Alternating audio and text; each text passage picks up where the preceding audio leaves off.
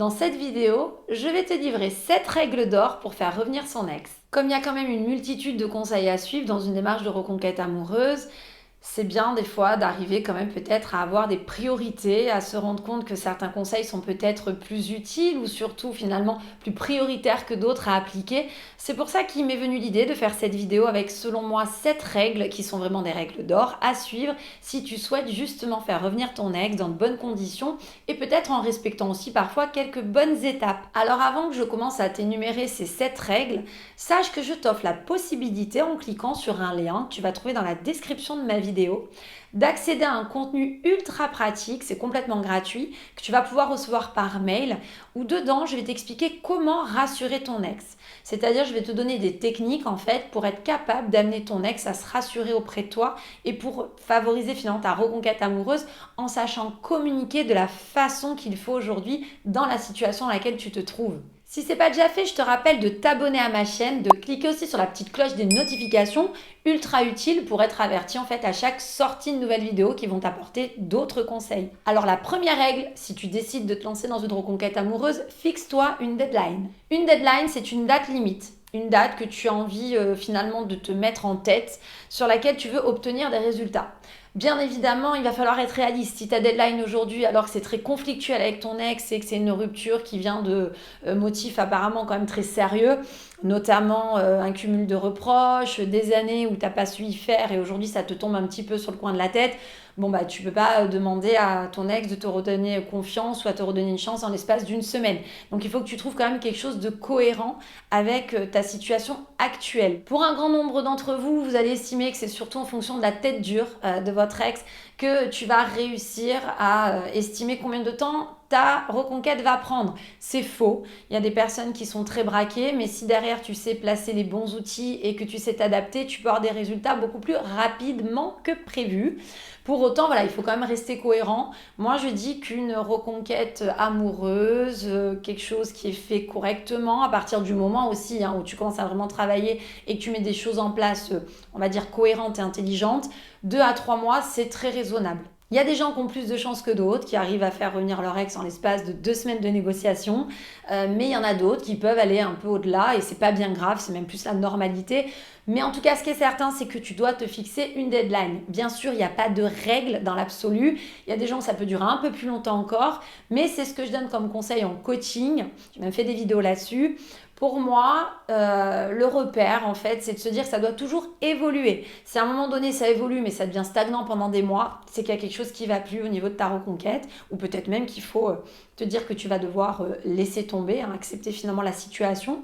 Mais si par contre, ça avance, même doucement, mais que ça avance, là, ça vaut le coup, en effet, de persévérer. Mais en tout cas, si aujourd'hui, tu décides de te lancer vraiment dans une démarche de reconquête amoureuse, c'est très important pour toi, pour te motiver, pour tenir dans la durée, justement, de te fixer quand même une date. Deuxième règle d'or, garde le contact avec ton ex. Quoi que tu aies pu lire sur d'autres blogs où on va te vendre du silence radio à outrance ou l'idée peut-être de créer des rapports de force, fais très attention.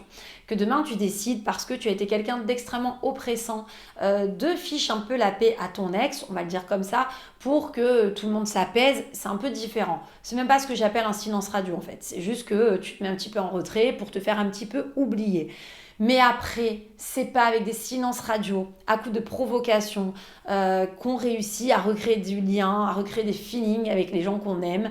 Et c'est pas en se faisant oublier finalement qu'on risque de donner la sensation à la personne qu'on est encore présente. Donc, je sais qu'il faut quand même être tempéré, il faut trouver un juste milieu. Il n'est pas non plus question d'être présent de trop, de donner la sensation d'être acquis ou acquise, mais il faut faire attention parce que autant trop donner de nouvelles, être harcelant, c'est un extrême, mais le silence radio est un autre extrême aussi. Il faut l'entendre.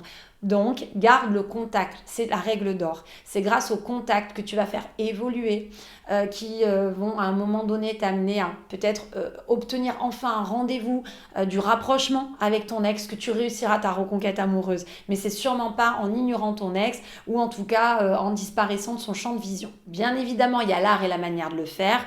Mais ça n'empêche que la priorité sera toujours d'entretenir de bons contacts avec ton ex. Troisième règle d'or, interroge-toi sur l'état d'esprit de ton ex. Trop souvent, tu vas avoir tendance à penser qu'il n'y a que toi qui es en souffrance et que ton ex pète le feu. Alors, tu peux avoir un ex qui, parce qu'aujourd'hui, est dans une situation finalement pas simple non plus, va avoir besoin de se recentrer sur lui ou sur elle. Donc, on va beaucoup sortir, tu vas avoir des choses sur les réseaux sociaux. J'ai souvent des témoignages en coaching, personnes qui me rapportent que l'ex a refait sa garde-robe, qu'il y a une espèce de crise de l'âge, de la quarantaine, la cinquantaine pour certains, qui amène l'ex à avoir des comportements d'ado. Certes, mais ça ne veut pas dire pour autant que ton ex n'est pas aussi des fois dans des moments un peu de nostalgie, dans des moments difficiles quand il pense à ce qui s'est passé dans votre passé, ou même par rapport à la rupture. C'est important que tu l'entendes parce que c'est aussi ce qui va te permettre d'adapter ton discours, ton comportement face à ton ex. Si tu es trop centré sur toi et ta douleur, convaincu que ton ex ne souffre pas, tu risques des fois de louper des perches en fait dans la façon d'être. Là où tu devrais être peut-être plus serviable ou parfois être plus docile d'une certaine façon, tu vas plutôt du coup rester sur tes gardes ou peut-être un peu trop froid ou trop froide, convaincu qu'il n'y a que toi qui souffre et que ton ex pète le feu. Donc ton interprétation ne va pas être bonne, tu vas manquer d'objectivité et tu risques de louper le coche. C'est pour ça qu'en fait, faire preuve d'empathie auprès de ton ex, parce que essayer d'imaginer dans quel état d'esprit actuel il ou elle se trouve aujourd'hui, c'est faire preuve d'empathie, va t'amener à avoir des comportements plus en adéquation, plus alignés finalement avec ce que ressent ton ex actuellement. Quand on arrive à imaginer ce que l'autre ressent, il est plus facile de trouver les bons mots. Quatrième règle d'or pour faire revenir son ex, prouve tes changements. Si ton ex avait des reproches à te faire, c'est que c'est quelqu'un qui aurait aimé que tu sois d'une certaine façon différent ou différente. Si aujourd'hui tu l'as compris, tu as réussi à travailler sur toi, que tu mets des choses en place, en plus de manière sincère, c'est évident qu'il va falloir prouver tes changements. Bien évidemment, prouver ces changements, ça ne veut pas forcément dire aller crier sur tous les toits que tu as mis en place ces changements. Les prouver, c'est d'une certaine façon les montrer, mais sans forcément te sentir obligé d'en parler. La difficulté quand tu vas vouloir parler de tes changements, c'est que tu auras un ex qui sera réfractaire. Tu risques d'avoir, et c'est complètement légitime, un ex qui dira « oui, c'est ça, enfin c'est un peu facile, depuis qu'on est séparés, comme par hasard ». Et parce qu'il faut comprendre aussi la position de ton ex qui peut estimer que tes changements, ils arrivent un peu trop tard, que le mal est fait et puis que c'est un peu facile, quoi. Parce que qui dit opérer des changements pour me récupérer, me prouve pas que ces changements vont rester dans la durée, inscrits. Donc c'est pour ça que d'en parler de toute façon, tu sais, ça va pas montrer plus de choses à ton ex. Ça va au contraire finalement peut-être créer des tensions parce que ton ex aura encore plus envie de te prouver que non, je ne changerai pas d'avis même si aujourd'hui tu mets des changements en place. Donc fais des changements pour toi, bien sûr, pour ton ex s'en rendre compte, mais fais-les avant tout pour toi, garde-les pour toi. Montre-le, démontre-le, t'inquiète pas, la vie est bien faite, ton ex s'en rendra compte, mais c'est mieux de les prouver que d'en parler. Cinquième règle d'or pour une reconquête amoureuse, émane du positif. Tu dois absolument renvoyer une image positive, une énergie positive. Tu dois comprendre que si tu as un comportement qui donne la sensation que tu es au bout de ta vie, au fond du seau, même si je peux comprendre que tu aies besoin de le témoigner à ton ex, c'est pas la bonne personne, il faut en parler à quelqu'un d'autre, parce que ton ex n'a pas besoin de recevoir ça, ton ex n'a pas envie de recevoir des décharges négatives. Même si tu prends l'exemple d'amis, les amis, même si on les aime, on est là pour les épauler, une amie qui passera sa vie à toujours se plaindre, au bout d'un moment, tu n'as plus envie de la fréquenter. C'est pas égoïste, c'est parce que tu te protèges. C'est parfaitement humain, il faut quand même qu'il y ait un donnant-donnant. Les gens, on est là, surtout dans l'amitié, pour épauler, mais on est là aussi pour passer de bons moments. Dis-toi que ton ex, vous n'êtes pas amis, c'est quelqu'un qui décide d'arrêter la relation parce que c'est quelqu'un qui ne supporte pas l'idée finalement de se projeter encore avec toi pendant quelques années.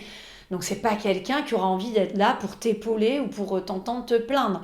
Il va falloir du coup avoir une énergie positive, avoir un comportement de quelqu'un qui va de l'avant. C'est même pas pour faire un pied de nez, pour créer, j'ai envie de dire, une petite piqûre à l'ego. On n'en est même pas là. C'est juste parce que ce sera plus attrayant. Tu reséduiras plus ton ex en ayant cette image positive, en étant un soleil, j'ai envie de dire, en émanant quelque chose de génial, plutôt que quelqu'un qui est centré sur lui dans la douleur et qui n'est pas capable de renvoyer autre chose. Alors il n'est pas question de te demander de faire semblant tout le temps, mais dans ces cas-là, il vaut mieux que tu sois plutôt dans la qualité que la quantité. Dans les moments où tu vas pas bien, tu te confies aux gens que t'aimes, à tes amis, aux gens qui peuvent t'épauler, et dans les moments où tu te sens capable, dans un petit regain d'énergie, par rapport à ta démarche justement de reconquérir ton ex, et là tu peux renvoyer des choses positives à ton ex pour qu'il en profite et qu'il se sente bien plus attiré que repoussé. Sixième règle d'or, remplis ta vie. Une reconquête amoureuse, qu'elle soit courte, qu'elle soit longue, reste ultra énergivore. Tu vas te retrouver de toute façon confronté à y penser tout le temps.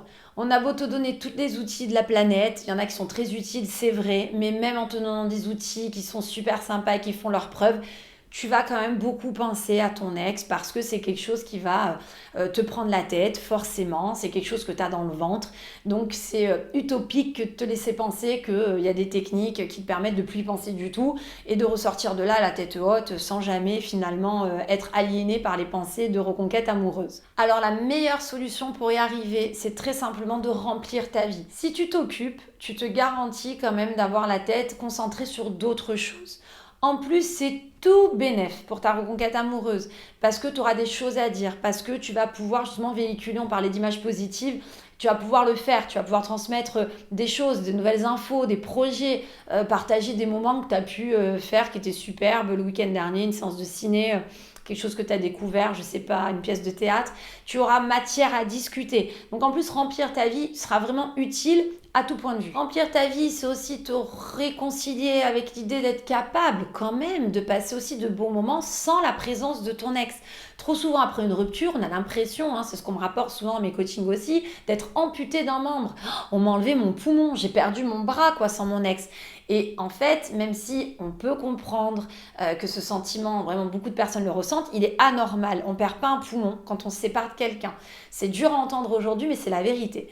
Aujourd'hui, la relation te manque, ton ex te manque, c'est vrai, c'est normal, c'est quelqu'un qui était important pour toi, tu as envie de rattraper la situation, tu as envie de faire une reconquête, tu as bien raison pour ne pas avoir de regrets, surtout si tu es convaincu qu'il y a encore quelque chose à faire, mais pour autant, c'est interdit d'imaginer que tu ne peux pas non plus passer de bons moments sans ton ex. Donc ça aussi, remplir ta vie, c'est te réconcilier avec cette idée. C'est te permettre finalement de reprendre un peu de poil de la bête parce que dans les moments où tu vas réussir à passer quand même des moments positifs sans ton ex, ça va te donner de la ressource pour tenir bon dans ta démarche parce que je le répète, une reconquête amoureuse c'est plus un marathon qu'un sprint. Alors si tu veux t'assurer de tenir dans la durée, il y a intérêt quand même à aller te ressourcer en parallèle. 7e règle d'or pour faire revenir son ex. Utilise les réseaux sociaux, mais intelligemment. Les réseaux sociaux pour prouver des changements, c'est fantastique. Enfin, il y a des tonnes de choses à faire grâce aux réseaux sociaux pour justement véhiculer des images différentes, positives. Pour autant, attention de ne pas trop en faire non plus. Les réseaux sociaux, je dis intelligemment parce qu'après, se servir des réseaux sociaux pour régler ses comptes ou aller publier des choses pour passer un message finalement indirect à son ex, c'est pas malin. Ton ex, c'est pas bête, va le voir et c'est pareil, c'est pas quelque chose qui va créer du lien, c'est finalement plutôt anxiogène. Enfin bref, je ne te conseille pas d'aller sur ce terrain-là, mais utiliser les réseaux sociaux intelligemment, ça peut être vraiment une superbe arme de bataille. Les réseaux sociaux, bien employés, ça peut être aussi des fois des petits ponts par rapport à notre ex. Demain, tu vas liker une publication, mettre un petit commentaire, c'est pas mal. Si tu es là pour recréer du lien avec ton ex, plutôt que de bouder ou de faire un silence radio, ça peut être quand même une petite perche à saisir. Toi, pareil, dans ce que tu vas renvoyer sur les réseaux sociaux, c'est tout à fait à même après de revenir là-dessus lors d'un échange téléphonique avec ton ex, en rebondissant sur une publication que tu avais la semaine d'avant, en disant « je sais pas si tu avais vu, mais j'avais fait un triathlon ou j'avais fait telle activité, c'était génial ». Donc, les réseaux sociaux, quand c'est utilisé intelligemment, quand ils sont pas là juste pour t'aliéner, aller voir tout ce que ton ex fait dessus, c'est quand même un outil qui peut être sympa. Il faut savoir l'utiliser, vraiment, je le répète, mais c'est pas quelque chose de si mauvais que ça pour créer du lien ou garder des contacts. Je te rappelle qu'en complément de cette vidéo, si justement tu arrives à tenir ces règles et que tu sens que les choses sont en train de prendre, que tu commences à avancer dans ta reconquête, je te laisse la possibilité de cliquer sur un lien qui se trouve dans la description de ma vidéo pour accéder gratuitement à un mail. À l'intérieur, vraiment, je t'ai fait un petit contenu hyper riche pour t'aider à savoir comment rassurer ton ex justement, pour regagner sa confiance, pour réussir à communiquer de manière intelligente, pour être impactant ou impactante en fait, et t'aider donc à passer un cap en fait dans ta reconquête amoureuse. Donc t'en prive pas, il est dans le lien de la description, il suffit juste de cliquer dessus pour pouvoir y avoir accès. Pense au petit like d'encouragement si ce contenu te paraît utile, à t'abonner à la chaîne si ce n'est pas déjà fait et à cliquer sur la petite cloche des notifications pour louper aucun conseil qui va arriver très prochainement. En attendant, je te dis à très bientôt pour la suite de toutes mes vidéos.